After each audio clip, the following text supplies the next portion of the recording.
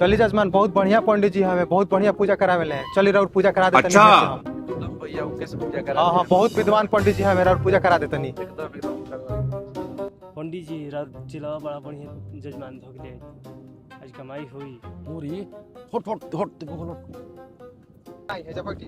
पंडित जी बहुत बढ़िया यहाँ के जजमान है यहाँ के पूजा बहुत बढ़िया से करी मछनु हाँ बैठे बैठे जजमान बैठे बैठे ऐसा मानवा रख दी साइड में बहुत कीमती सामान तो उसे कहा पूजा के जगह पर हमारा चोरी होला साइड में रख दी वैसे वैसे सब एकर में कोनो दिक्कत नहीं है कोनो दिक्कत नहीं करो साइड में रख दी घबराई मत कुछ ना होई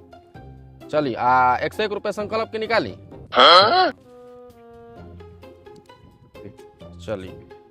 ली है चंदन करी टीका आ जैसे जैसे हम मंत्र बोलब वैसा ही मंत्र बोले के बाद जब तक बोलब ना कहब ना तब तो बोलब मत ठीक भाई आंख बंद करिए जब तक कहब ना तब आंख मत खोलब ठीक बा ठीक बा आंख बंद करी हाथ जोड़ी हाँ हाथ जोड़ के आंख बंद करी जब तक कहब ना तब आंख मत खोलब